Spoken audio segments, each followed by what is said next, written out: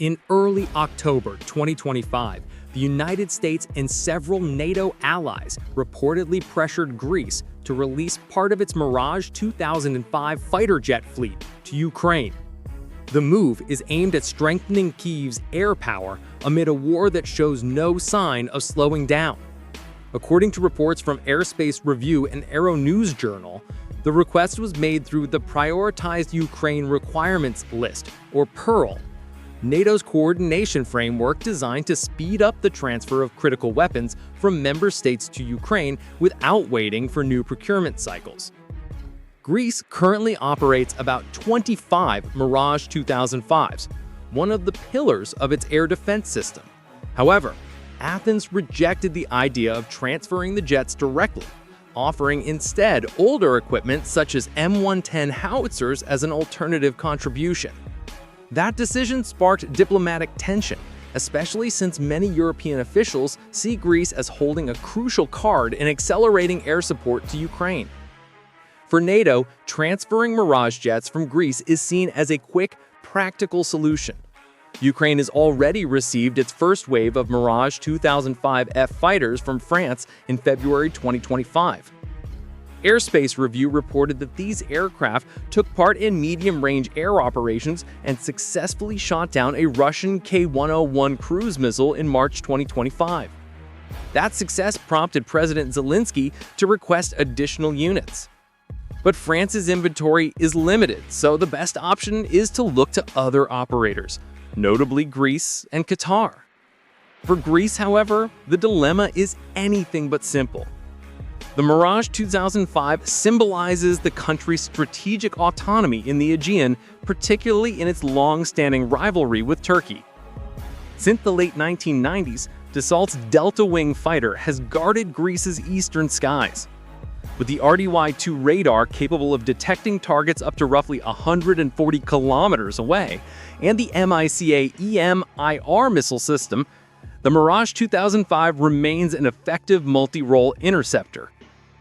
It features fly-by-wire controls, a digital cockpit, and upgraded avionics suite compatible with the SCA-PEG or Storm Shadow cruise missiles. Still, cost and logistics are becoming heavy burdens. The maintenance contract with France expires in 2027, and sustaining the fleet is increasingly expensive. At the same time, Athens is modernizing its air force with Rafale F-3R and F-16 Viper, gradually pushing the Mirage out of frontline duty.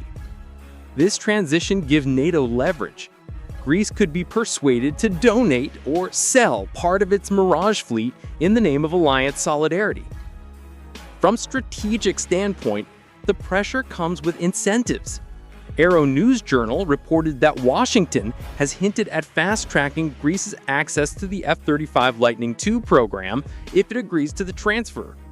There are also discussions about enhancing NATO's maritime presence in the Black Sea, including cooperation among Greece, Romania, and Bulgaria.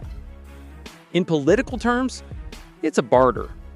Aircraft for influence and security guarantees. The risks, however, are significant. Giving away too many Mirage jets could weaken Greece's defensive posture in the Aegean, especially as relations with Turkey remain tense. Ankara has recently upgraded its F-16s and continues developing the indigenous KAAN fighter. Any imbalance in air power could easily escalate tensions in the eastern Mediterranean. Russia's response has been predictably hostile. State media in Moscow accused NATO of using Greece as a political proxy to escalate military pressure against Russia without direct involvement. The Kremlin warned it would reassess its security stance toward any country assisting in the transfer of combat aircraft to Ukraine, a thinly veiled threat of retaliation through cyber attacks, energy sabotage, or intelligence operations in the Balkans. Inside Ukraine, integrating the Mirage 2005 has proven challenging but promising. Ukrainian pilots must adapt to new avionics, French language systems, and NATO communication protocols. Training each squadron takes about 6 months, requiring close technical support from Dassault and Thales. Nevertheless, early performance results are encouraging. The RDY-2 radar and Mica missiles have proven effective against Shahed drones and cruise missiles targeting central Ukrainian cities. On a broader level, NATO's insistence on Greece reflects how the alliance's strategy has evolved. What began as defensive assistance in 2022 has turned into controlled offensive support. The Mirage 2005, though not a fifth-generation fighter, offers a sweet spot: cheaper than the F-16, compatible with Western munitions, and widely available in European inventories. This model of redistribution could shape the future. Poland may soon hand over its remaining MiG-29s, while Spain and Belgium consider transferring surplus Eurofighters. Yet the Greek decision will test NATO's cohesion. Analysts cited by Defense News warned that if Greece refuses, frontline states like Poland and Lithuania may feel overburdened. If Greece agrees, pressure will immediately shift to others to follow suit. Collective defense looks noble in theory, but in practice, every nation weighs domestic politics and regional stability before acting. There's also an industrial angle. France benefits if Ukraine continues to operate the Mirage 2005. It opens long-term contracts for spare parts, upgrades, and pilot training. Over time, Ukraine could become a potential client for newer jets like the Rafale F4, while Greece would likely purchase replacements to maintain its capabilities. In essence, transferring Mirage jets strengthens Western defense industries and deepens Ukraine's dependence on European technology. But the heart of the issue remains political. Greece stands at a crossroads between alliance solidarity and national sovereignty. The government in Athens must justify to its people why aircraft guarding the Aegean should be sent to a war thousands of kilometers away.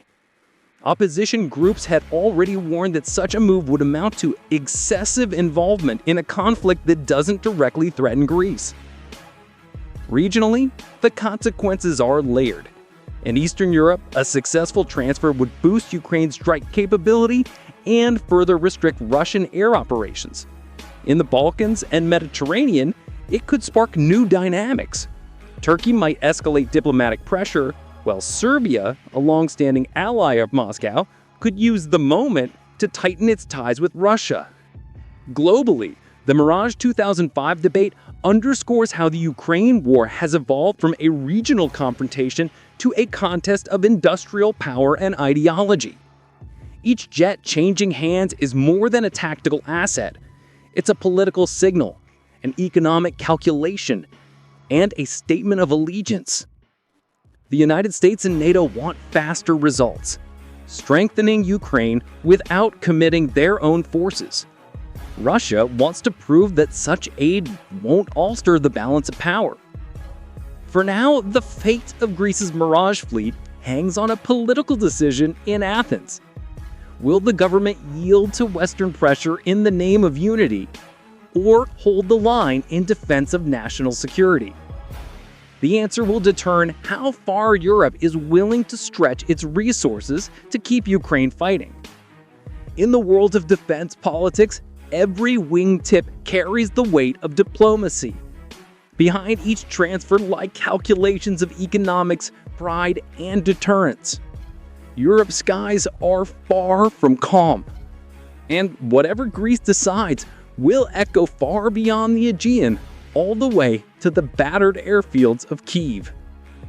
If you want to keep up with the unfolding story of military strategy and global power shifts, don't forget to subscribe. Here, every decision in the sky tells a story about the future of the world below.